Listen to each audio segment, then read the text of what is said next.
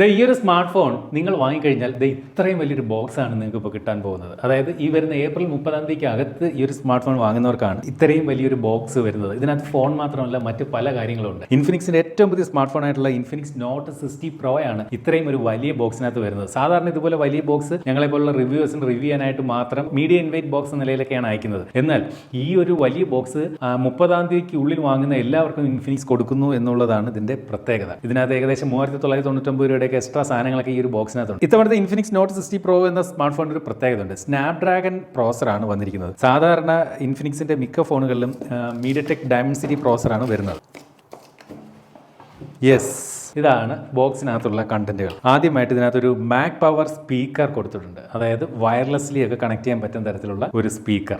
ഇതിന് തന്നെ ഏകദേശം ഈ പറഞ്ഞ 3999 രൂപ പ്രൈസ് ഉണ്ട്. ഇതായിരിക്കുന്ന phone SIM ejector pin licensed by Qualcomm, കൂടാതെ user manual warranty card information, അതുപോലെ വയർലെസ് ചാർജിംഗ് സപ്പോർട്ടുള്ള മാഗ്നറ്റിക് സപ്പോർട്ടുള്ള ഒരു ഹാർഡ് ഷെൽ കേസ്, അതും നല്ല ക്രിസ്റ്റൽ ക്ലിയർ. ഒരു A to C charging cable, ചാർജിങ്ങിന് വേണ്ടി 90 വാട്ടിന്റെ ചാർജറാണ് ബോക്സിൽ കൊടുത്തിരിക്കുന്നത്. ഫോൺ പുറത്തേക്ക് എടുക്കുന്നു. നമുക്ക് വന്നിരിക്കുന്നത് ഒരു സ്പെഷ്യൽ കളറാണ്, ബ്രൗൺ കളറാണ്. പക്ഷേ ഇതിന്റെ ഒരു ഹൈലൈറ്റ് എന്ന് പറയുന്നത് ഐഫോൺ 17 പ്രോയിലൊക്കെ കണ്ട ഒരു ഓറഞ്ച് കളർ അത് ഈ ഒരു ഫോണിനുണ്ട്. മറ്റു ഫോണുകൾ കണ്ടിട്ടില്ലാത്ത, ഞാൻ അങ്ങനെ അധികം കണ്ടിട്ടില്ലാത്ത ഒരു കാര്യം ഇവിടെ കാണുന്നുണ്ട്. സാധാരണ ഐഫോണിൽ ക്യാമറ കൺട്രോൾ ബട്ടൺ കൊടുത്തിട്ടുണ്ട്. എന്നാൽ ഇത് ക്യാമറ കൺട്രോൾ ബട്ടൺ അല്ല, അതുപോലെ തോന്നിപ്പിക്കുന്ന ഒരു സെൻസറാണ്. നമ്മുടെ ഹാർട്ട് റേറ്റും അതുപോലെ SpO2 ഒക്കെ മെഷർ ചെയ്യാൻ ഈ ഒരു സെൻസർ യൂസ് ചെയ്യാം. എന്റെ ഹാർട്ട് റേറ്റ് ഈ ഒരു സെൻസർ ഉപയോഗിച്ചുകൊണ്ട് ഇവിടെ മെഷർ ചെയ്യുകയാണ്. കണ്ടില്ലേ, ഇത്തരത്തിൽ നമുക്ക് മെഷർ ചെയ്യാൻ സാധിക്കും. ഇതിന്റെ ഹെൽത്ത് ആപ്പ്, ഇൻഫിനിക്സിനകത്ത് ഹെൽത്ത് ആപ്പ് ഉണ്ട്. ആ ഒരു ഹെൽത്ത് ആപ്പ് ഉപയോഗിച്ചുകൊണ്ട് നമുക്ക് ഇത്തരത്തിൽ ഹാർട്ട് റേറ്റും അതുപോലെ SpO2 ഒക്കെ നമുക്ക് ഇതിനകത്ത് മെഷർ ചെയ്യാൻ സാധിക്കും. അതായത് സ്മാർട്ട് വാച്ച് ഉപയോഗിച്ചാണ് സാധാരണ അതൊക്കെ നമ്മൾ സെൻസ് ചെയ്യുന്നത് അല്ലേ. അതില്ലാതെ സ്മാർട്ട് വാച്ച് വേണ്ട, ഇവിടെ ജസ്റ്റ് കൈ വെച്ചുകൊണ്ട് നമുക്ക്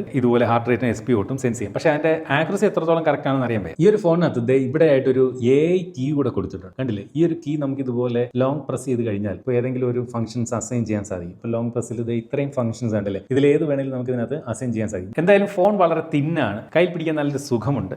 ബാക്ക് കണ്ടിട്ട് പ്ലാസ്റ്റിക് ആണെന്ന് തോന്നുന്നു, പക്ഷേ ഈ ഫ്രെയിം കണ്ടില്ലേ, അത് മെറ്റാലിക് ഫ്രെയിമാണ്. ക്യാമറ മുടികളൊക്കെ കൊള്ളാം. ബാക്കിൽ പ്രധാനമായിട്ടും 2 ക്യാമറയാണ് ഉള്ളത്. വളരെ തിക്നെസ് ഈ ഒരു സ്മാർട്ട് ഫോണിന് കുറവാണ്. ഫോണിന് പക്ഷേ 201 ഗ്രാം ഭാരമുണ്ട്. അതിന്റെ യൂസർ മാനുവൽ, അതിന്റെ ചാർജിങ് കേബിൾ, ഇതായിരിക്കുന്നു മാക് പവർ സ്പീക്കർ. ഇത് മാഗ്നറ്റിക്കലി ഇതിന്റെ ബാക്കിൽ അറ്റാച്ച് ചെയ്തേ പാട്ട് കേൾക്കൂ എന്നൊന്നും വിചാരിക്കേണ്ട. നമുക്ക് ജസ്റ്റ് കണ്ടില്ലേ, ഇത് അറ്റാച്ച് ചെയ്യാതെ വെളിയിൽ വെച്ച് കഴിഞ്ഞാലും ഇതിനകത്ത് പാട്ട് പ്ലേ ചെയ്യാൻ സാധിക്കും. ഇതൊരു ബ്ലൂടൂത്ത് സ്പീക്കറാണ്. പിന്നെ ഈ പറഞ്ഞ പോലെ ഒരു മാഗ്നറ്റിക്കലി അറ്റാച്ച് ചെയ്യാം എന്നുള്ളതാണ് ഇതിന്റെ ഒരു പ്രത്യേകത. മറ്റ് ഫോണുകളോടൊപ്പവും ബ്ലൂടൂത്ത് ആയതുകൊണ്ട് തന്നെ നമുക്കിത് പെയർ ചെയ്ത് യൂസ് ചെയ്യാനും സാധിക്കും. ഇത് ഇവിടെ കണ്ടില്ലേ, LED ലൈറ്റ് ഇൻഡിക്കേഷൻ ഒക്കെ ഉണ്ട്. നല്ല രസമുണ്ട് കാണാൻ. നമുക്ക് ഇതുപോലെ ഒരു ടേബിൾ സ്റ്റാൻഡ് ആയിട്ട് വേണമെങ്കിലും ഈ ഒരു സ്പീക്കർ ഉപയോഗിക്കാം. ഫോണിന്റെ വാൾപേപ്പറെ കണ്ടു കഴിഞ്ഞാൽ ഒറ്റ നോട്ടത്തിൽ ഈ ഒരു ഫോൺ ഐഫോണിന് ഉന്നം വെക്കുന്നുണ്ടോ എന്ന് ആരെങ്കിലും സംശയിച്ചാൽ അവരെ കുറ്റം പറയാൻ പറ്റില്ല. നമുക്ക് സാധാരണ ഐഫോൺ 17 പ്രോയിലേക്ക് കണ്ട ഒരു വാൾപേപ്പർ, അതുപോലുള്ളൊരു വാൾപേപ്പറാണ് കൊടുത്തിരിക്കുന്നത്. എന്തായാലും ഡിസ്പ്ലേയിലേക്ക് നോക്കുമ്പോൾ എടുത്തു പറയാനുള്ളൊരു കാര്യം, ഈ ഡിസ്പ്ലേക്ക് ചുറ്റുമുള്ള ഈ ബെസൽ ഉണ്ടല്ലോ, അത് വളരെ തിന്നാണ്. ആദ്യമായിട്ടാണ് ഞാൻ ഇത്രയും തിൻ ബെസൽ ഇൻഫിനിക്സിന്റെ ഒരു ഫോണിനകത്ത് കാണുന്നത്. പവർ ബട്ടൺ പോലെ ഒരു ബട്ടന്റെ ഒരു വിഡ്ജറ്റ് കൊടുത്തിട്ടുണ്ട്. ഓക്കെ, അത് നമ്മളിവിടെ ഓൺ ചെയ്ത് കഴിഞ്ഞാൽ നമുക്ക് ഇവിടെ ബാക്കിൽ നത്തിങ് 3A പ്രോയിലേക്ക് കണ്ട ഒരു സംഗതി ഇവിടെ വരികയാണ്. അതായത് ആക്റ്റീവ് മെട്രിക്സ് ഡിസ്പ്ലേ എന്ന സംഭവം. ഈ ഒരു ആക്റ്റീവ് മെട്രിക്സ് ഡിസ്പ്ലേ നമുക്ക് കസ്റ്റമൈസ് ചെയ്യാൻ സാധിക്കും. ഇപ്പോൾ മെട്രിക്സ് സ്റ്റുഡിയോ എന്ന് പറയുന്ന ഒരു ഓപ്ഷൻ ഇതിനകത്ത് സെറ്റിംഗ്സ് തന്നെ കൊടുത്തിട്ടുണ്ട്. അതിലേക്ക് വന്നു കഴിഞ്ഞാൽ നമുക്കിപ്പോൾ ഈ ഒരു ഫോൺ ഫ്ലിപ്പ് ചെയ്ത് പിടിച്ചു കഴിഞ്ഞാൽ, അല്ലെങ്കിൽ ഏതെങ്കിലും ടേബിളിന്റെ ഒക്കെ മുകളിലേക്ക് വെച്ച് കഴിഞ്ഞാൽ ഫുൾ ടൈം ഇവിടെ ടൈം കാണിക്കുന്ന രീതിയിൽ നമുക്ക് സെറ്റ് ചെയ്യാൻ സാധിക്കും. ഈ ഒരു ആക്റ്റീവ് മെട്രിക്സ് ഡിസ്പ്ലേ നമുക്ക് കസ്റ്റമൈസ് ചെയ്യാൻ സാധിക്കും. നമുക്ക് ഇവിടെ വന്നിട്ട് ഇപ്പോൾ എന്തെങ്കിലും ടെക്സ്റ്റ്, ഇപ്പോൾ ഇൻഫിനിക്സ് എന്നാണ് ബൈ ഡിഫോൾട്ട് ഇവിടെ കൊടുത്തിരിക്കുന്ന ടെക്സ്റ്റ്, അത് മാറ്റി നമുക്ക് നമ്മുടെ പേരോ ഒക്കെ കൊടുത്ത് അത് സെറ്റ് ചെയ്ത് കഴിഞ്ഞാൽ നമ്മൾ കൊടുക്കുന്ന ആ കസ്റ്റം പേര് നമുക്ക് ഇതിനകത്ത് കാണിക്കാൻ സാധിക്കും. അതുപോലെ ഇതിനകത്ത് ഈ ഒരു മെട്രിക്സ് ഡിസ്പ്ലേ ഉപയോഗിച്ചിട്ട് ഈവൻ നമുക്ക് ഗെയിം വരെ കളിക്കാൻ സാധിക്കും. ഇവിടെ മെട്രിക്സ് മിനി പ്ലേ എന്ന് പറയുന്ന ഒരു ഓപ്ഷൻ കാണാം. ആ മെട്രിക്സ് മിനി പ്ലേയിലേക്ക് വന്നു കഴിഞ്ഞാൽ 2 ഗെയിമുകളാണ് ഇതിനകത്ത് ഇതുപോലെ കൊടുത്തിരിക്കുന്നത്. ഗെയിം കളിക്കുന്നുണ്ടല്ലേ, ഇങ്ങനെ ഫോൺ മൂവ് ചെയ്യിച്ചുകൊണ്ട്. അതുപോലെ തന്നെ ഫോൺ ചാർജ് ചെയ്യുന്ന സമയത്ത് ചാർജിങ് ഇൻഡിക്കേഷനും ഒക്കെ ആ ഒരു ആക്റ്റീവ് മെട്രിക്സ് ഡിസ്പ്ലേയിൽ കാണിക്കും. കൂടാതെ ഇത്തരത്തിലൊരു LED ഇൻഡിക്കേഷൻ കൂടെ ഇവിടെ കൊടുത്തിട്ടുണ്ട്. അത് നമുക്ക് വ്യത്യസ്തങ്ങളായിട്ടുള്ള കളറുകൾ നമുക്ക് ഇതുപോലെ മാറ്റി വേണമെങ്കിലൊക്കെ സെറ്റ് ചെയ്യാൻ സാധിക്കും. ഡിസ്പ്ലേ പറ്റി പറഞ്ഞാൽ 6.78 ഇഞ്ചിന്റെ AMOLED ഡിസ്പ്ലേ ആണ്. അതും 1.5K resolution, 144 Hz refresh rate. സാധാരണ ഈ പ്രൈസ് പോയിന്റിലേക്ക് 120 Hz റിഫ്രഷ് റേറ്റ് ആണ് വരുന്നത്. ഇവിടെ 144 Hz റിഫ്രഷ് റേറ്റ് കൊടുത്തിട്ടുണ്ട്. അതുപോലെ LTPO റിഫ്രഷ് റേറ്റ് അല്ല, അതായത് to 144 വേരിയിങ് അല്ല, LTPS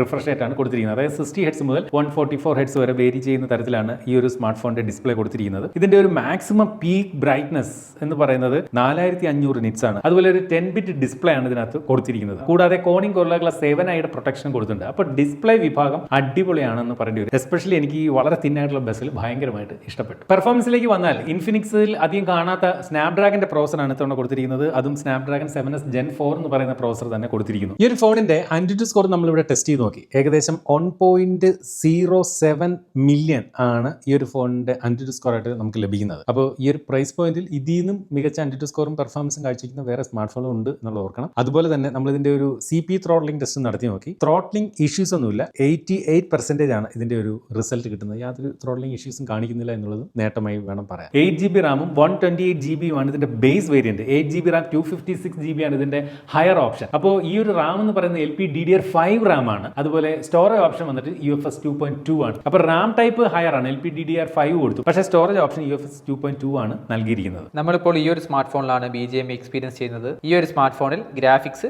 സൂപ്പർ സ്മൂത്തിൽ ഇട്ട് കഴിഞ്ഞാൽ എക്സ്ട്രീം പ്ലസ് നമുക്ക് ഗെയിം പ്ലേ സാധ്യമാണ്. ഒരു ആവറേജ് ആയിട്ടുള്ള ഒരു ഗെയിമിംഗ് എക്സ്പീരിയൻസ് ആണ് നമുക്ക് ഈ സ്മാർട്ട് ഫോണിൽ നിന്ന് ലഭിക്കുന്നത്. ലാഗോ ഇഷ്യൂസോ ഫ്രെയിം ഡ്രോപ്പോ അങ്ങനെ ഒന്നും തന്നെ ഇതുവരെ ഫേസ് ചെയ്തിട്ടില്ല. ഈ ഒരു പ്രൈസ് പോയിന്റിൽ ഓക്കേഷ് ആയിട്ടുള്ള ഒരു ഗെയിമിംഗ് എക്സ്പീരിയൻസ് തന്നെയാണ് ഈ ഒരു സ്മാർട്ട് ഫോണിൽ നിന്ന് നമുക്ക് ലഭിക്കുന്നത്. ഗെയിമിങ്ങിനെ സപ്പോർട്ട് ചെയ്യുന്നതിന് വേണ്ടി ഒരുപാട് അഡീഷണൽ ഓപ്ഷൻസും ഈ ഒരു സ്മാർട്ട് ഫോണിൽ നൽകിയിട്ടുണ്ട്. ബാറ്ററി സൈഡിലേക്ക് വന്നു കഴിഞ്ഞാൽ 6500 mAh ബാറ്ററി കപ്പാസിറ്റി കൊടുത്തിട്ടുണ്ട്. 90 വാട്ടിന്റെ ഫാസ്റ്റ് ചാർജിംഗ് സപ്പോർട്ടും കൊടുത്തിട്ടുണ്ട്. എടുത്തു പറയേണ്ട ഒരു കാര്യം, ഇതിനകത്ത് വയർലെസ് ചാർജിംഗ് സപ്പോർട്ട് കൊടുത്തിട്ടുണ്ട്. വയർലെസ് ചാർജിംഗ് സപ്പോർട്ട് കൊടുത്തിരിക്കുമ്പോഴും സാധാരണ ഐഫോണിലൊക്കെ കാണുന്ന പോലെ ഇത് മാഗ്നറ്റിക്കലി അറ്റാച്ച് ആയിട്ട് ഇരിക്കില്ല. അതിന് വേണ്ടിയിട്ടാണ് അത്തരത്തിലൊരു മാഗ്നറ്റിക് ഓയിലുള്ള ഇത്തരം ഒരു കേസും ഇൻഫിനിക്സ് ഇതിനോടൊപ്പം നൽകുന്നത്. എന്തായാലും ഈ ഒരു വയർലെസ് ചാർജിംഗ് സപ്പോർട്ടൊക്കെ ഈ പ്രൈസ് പോയിന്റിൽ ഇൻഫിനിക്സ് കൊടുത്തിരിക്കുന്നു എന്നുള്ളത് ഒരു വലിയ കാര്യമാണ്. നമുക്ക് 30 വാട്ട് വയർലെസ് ചാർജിംഗ് സപ്പോർട്ടാണ് കൊടുത്തിരിക്കുന്നത്. അപ്പോൾ വെറും 10 വാട്ടിന്റെ വയർലെസ് ചാർജിംഗ് ഒന്നും അല്ല കൊടുത്തിരിക്കുന്നത്. അതുപോലെ 7.5 വാട്ട് റിവേഴ്സ് വയർലെസ് ചാർജിംഗ് ഉണ്ട്. വേണമെങ്കിൽ ഒരു ഐഫോണൊക്കെ ഇതിന്റെ പുറത്ത് വെച്ച് 7.5 വാട്ടിൽ നമുക്ക് ചാർജ് ചെയ്യാം. അല്ലെങ്കിൽ ഇയർ ബഡുകളൊക്കെ നമുക്ക് ഇതിനകത്ത് വേണമെങ്കിൽ വെച്ചും ചാർജ് ചെയ്യാൻ സാധിക്കും. ക്യാമറയിലേക്ക് വന്നു കഴിഞ്ഞാൽ 50 മെഗാ പിക്സലിന്റെ ഒരു പ്രൈമറി ക്യാമറയും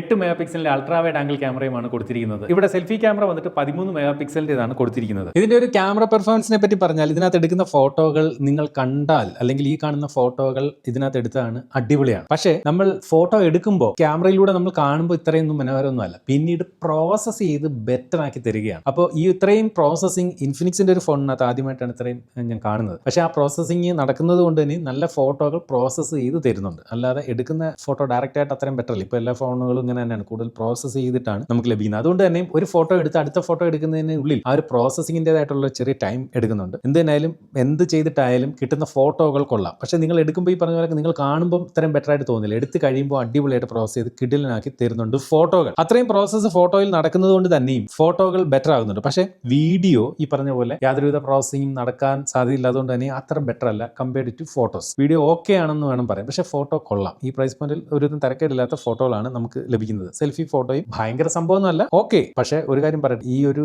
പ്രൈസിലൊക്കെ കുറച്ചുകൂടെ ബെറ്റർ ആയിട്ടുള്ള ഫോട്ടോകൾ നൽകുന്ന, ഇതിൽ നല്ല ഫോട്ടോ റിസൾട്ട് നൽകുന്ന ഫോണുകൾ ഉണ്ട്. എന്തായാലും ഇതിനകത്ത് വലിയ തരക്കേടില്ലാത്ത ഒരു photo quality and video quality തരുന്നു എന്ന് വേണം പറയാം. നമുക്ക് ബാക്ക് ക്യാമറ ഉപയോഗിച്ചുകൊണ്ട് മാക്സിമം ഇത്തരത്തിൽ 4K 30 FPS വീഡിയോകൾ ഷൂട്ട് ചെയ്യാൻ സാധിക്കും. അതുപോലെ തന്നെ സെൽഫി ക്യാമറയിലേക്ക് വന്നു കഴിഞ്ഞാലും നമുക്ക് മാക്സിമം 4K 30 FPS വീഡിയോകൾ ഷൂട്ട് ചെയ്യാം എന്നുള്ളത് ഇതിന്റെ ഒരു ഹൈലൈറ്റ് ആയിട്ട് വേണം പറയാം. എന്നാൽ വൈഡ് ആംഗിളിലേക്ക് വന്നു കഴിഞ്ഞാൽ നമുക്ക് മാക്സിമം 2K 30 FPS വീഡിയോകളെ ഇതിനകത്ത് ഷൂട്ട് ചെയ്യാൻ സാധിക്കുകയുള്ളൂ. അപ്പോൾ വൈഡ് ആംഗിൾ മാത്രമേ ഉള്ളൂ 4K ഇല്ലാത്തത്. അതുപോലെ ഈ ഒരു സ്മാർട്ട് ഫോണിനകത്ത് സ്റ്റീരിയോ സ്പീക്കറുകളാണ് കൊടുത്തിരിക്കുന്നത്. അതും JBL ട്യൂൺ ചെയ്ത സ്റ്റീരിയോ സ്പീക്കറുകളാണ് ഈ ഒരു ഫോണിനകത്ത് കൊടുത്തിരിക്കുന്നത്. ഇവിടെ നമ്മൾ സൂക്ഷിച്ച് നോക്കി കഴിഞ്ഞാൽ JBLന്റെ ആ ഒരു ലോഗോ ഒക്കെ കൊടുത്തിരിക്കുന്നതായിട്ട് കാണാം.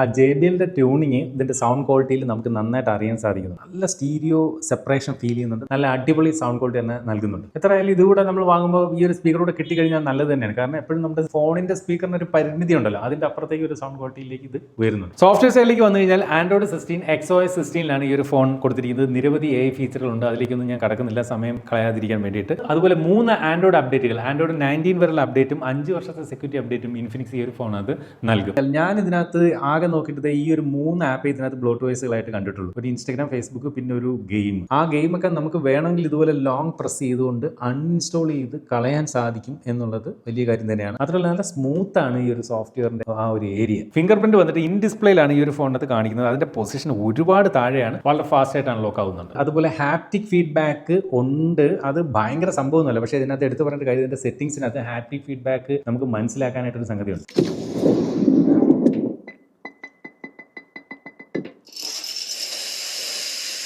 ഈ കാണിക്കുന്ന സംഗതി ഓരോന്നിലും ആ ഒരു സൗണ്ട് കേൾക്കുന്നതിനോടൊപ്പം ഒരു ചെറിയ വൈബ്രേഷൻ ഉണ്ട്. അത് നമ്മുടെ ഫോണിനകത്ത് അറിയാൻ സാധിക്കും. ഹാപ്റ്റിക്ക് ചെക്ക് ചെയ്യാനുള്ള ഒരു ഓപ്ഷനാണ് സെറ്റിംഗ്സിൽ ഇത്തരത്തിൽ കൊടുത്തിരിക്കുന്നത്. പക്ഷേ പറഞ്ഞാൽ ഹാപ്റ്റിക്ക് ഒരു മീഡിയമാണ്. ബ്ലൂടൂത്ത് വെർഷൻ 5.4 ഒക്കെ കൊടുത്തിരിക്കുന്ന ഈ ഒരു ഫോണത്ത് NFC സപ്പോർട്ടും ഉണ്ട്. ഫോണിനകത്ത് കോൾ റെക്കോർഡിംഗ് ഓപ്ഷൻ കൊടുത്തിട്ടുണ്ട്. അതുപോലെ യൂട്യൂബിൽ HDR സപ്പോർട്ട് ഉണ്ട്. പക്ഷേ നെറ്റ്ഫ്ലിക്സിൽ HDR സപ്പോർട്ട് ലഭിക്കുന്നില്ല. അടുത്തായിട്ട് ഈ ഒരു ഫോണിന്റെ കുറവുകളാണ്. അതായത് ഇതൊരു അണ്ടർ 30,000 പ്രൈസ് റേഞ്ചിൽ വരുന്ന ഫോണുകളാണ്. അപ്പോൾ ഈ ഒരു പ്രൈസ് റേഞ്ചിൽ 8GB 128GB ആണ് ഇതിന്റെ ഒരു സ്റ്റോറേജ്, റാം സ്റ്റോറേജ് ഓപ്ഷൻ. അതുപോലെ പെർഫോമൻസ് ഒരു അല്പം കുറവാണ്. കാര്യം 30,000 ഫോണിൽ ഈ പറഞ്ഞ ഒരു 1 മില്യൺ AnTuTu സ്കോർ ആണ് ഈ ഒരു ഫോൺ നൽകുന്നത്. അതുപോലെ IP റേറ്റിംഗ് വന്നിട്ട് IP64 ഉള്ളൂ. ഈ പ്രൈസ് പോയിന്റിൽ IP69K ഒക്കെ കൊടുക്കുന്ന മറ്റ് ഫോണുകൾ, ഇതിൽ നിന്നും വില കുറഞ്ഞ ഫോണുകളുണ്ട്. അതുപോലെ ഈ ഒരു ഫോണിനകത്ത് ടെലിഫോട്ടോ സെൻസർ ഇല്ല. ഈ പ്രൈസ് പോയിന്റിൽ ടെലിഫോട്ടോ സെൻസർ കിട്ടുന്ന വേറെ ഫോണുകളുണ്ട്. അതുപോലെ ഈ സിം സപ്പോർട്ട് ഇല്ല. അതുപോലെ അതിന്റെ സ്റ്റോറേജ് ഓപ്ഷൻ വന്നിട്ട് UFS 2.2 ആണ്. ഈ പ്രൈസ് പോയിന്റിൽ UFS 3, 3.1 ഒക്കെയാണ് ലഭിക്കുന്നത്. അപ്പോൾ ഇത്രയും കുറവുകളാണ് ഈ ഒരു ഫോണിനകത്ത് ഞാൻ അരിച്ചു കുടിച്ച് നോക്കിയിട്ട് കണ്ടത്. ബാക്കിയെല്ലാം ഇതിന്റെ പോസിറ്റീവ് സൈഡ് തന്നെയാണ്. എന്തായാലും ഈ ഒരു ഫോൺ എനിക്ക് പേഴ്സണലി ഇതിന്റെ ഒരു ഡിസൈൻ വൈസും ഇതിന്റെ ഡിസ്പ്ലേ വൈസിലും ബാറ്ററി സൈഡിലും എല്ലാം എനിക്ക് ഇഷ്ടപ്പെട്ടു. ക്യാമറ ഈ പറഞ്ഞ പോലെ ഇൻഫിനിക്സ് ഇത്രയും കാലമായിട്ടും കുറച്ചുകൂടി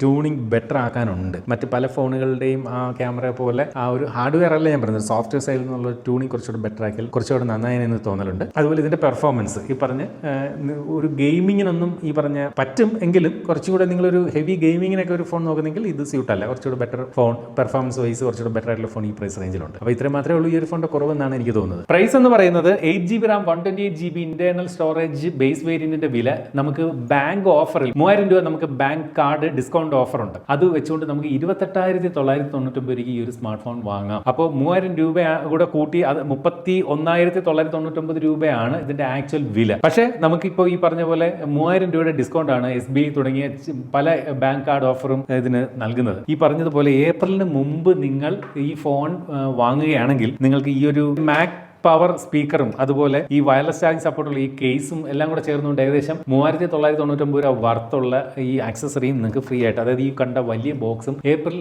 30 മുമ്പ് പർച്ചേസ് ചെയ്യുന്നവർക്ക് ലഭിക്കും. അപ്പോൾ ഇതുപോലെ മനോഹരമായിട്ടുള്ള മറ്റൊരു പ്രോഡക്റ്റിന്റെ വിശേഷമായിട്ട് നമുക്ക് അടുത്ത വീഡിയോയിൽ വീണ്ടും കാണണം. അതുവരെ സ്റ്റേ സേഫ്, ബൈ.